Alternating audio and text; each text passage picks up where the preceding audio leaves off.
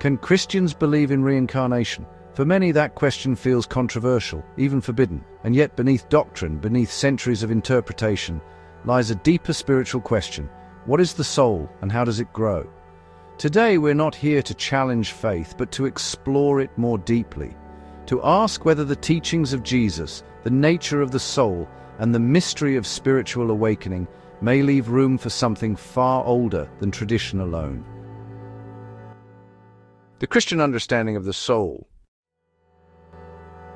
In Christian theology, the soul is understood as the divine breath of God, the animating life force placed within each human being. The soul is eternal, it carries moral awareness, and it survives physical death. Traditionally, Christianity teaches a linear journey. One lives, one dies, then divine judgment, then heaven or separation from God. The soul's purpose is reconciliation with God, restoration to divine unity. But here is something important. Early Christianity was not monolithic.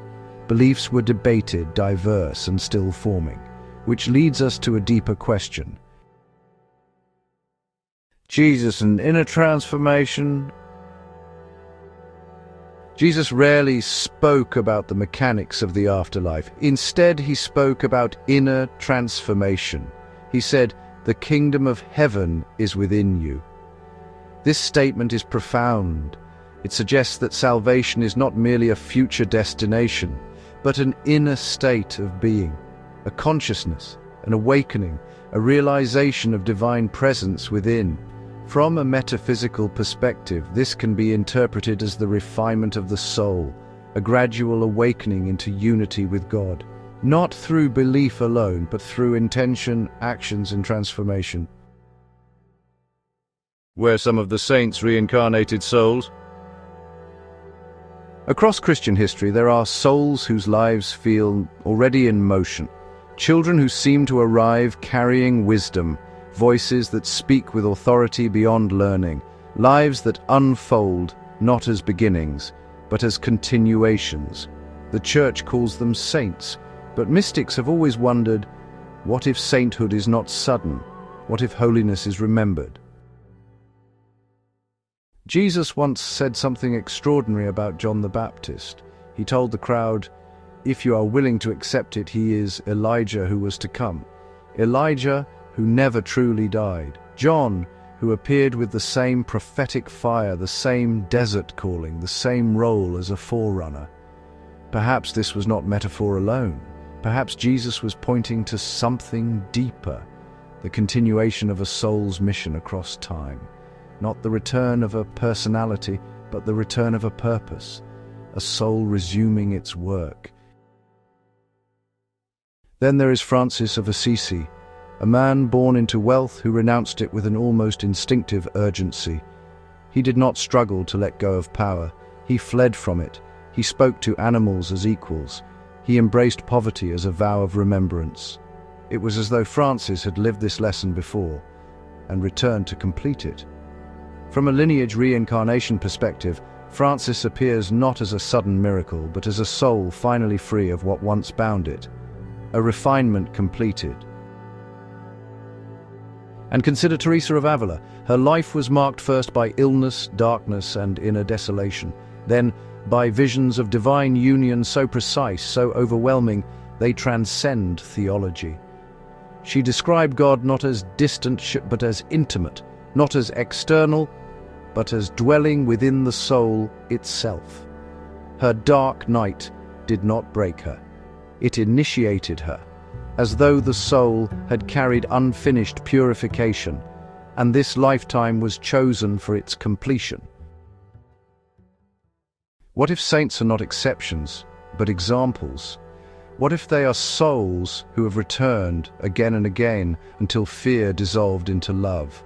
Souls who healed not only themselves, but the karmic weight of entire family lines. Souls who awakened fully into what mystics call Christ consciousness. Christ consciousness, a mystical interpretation. In mystical Christianity, the term Christ is not limited to Jesus as a person.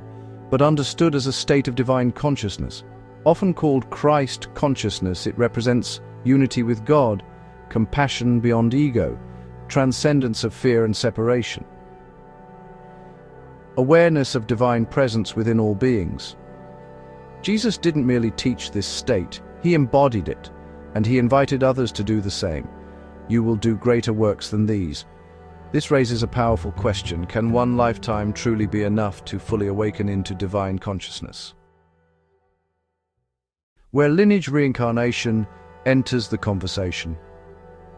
Lineage reincarnation suggests that souls may return within ancestral bloodlines, carrying unresolved karma, lessons, and spiritual potential forward through generations. From this perspective, reincarnation is not about endless rebirth. It is about spiritual maturation. Each lifetime refines the soul, removing fear, ego, and separation, until consciousness aligns with divine unity. Seen this way, reincarnation does not replace salvation. It supports the soul's gradual return to God. Ancestral karma and spiritual awakening.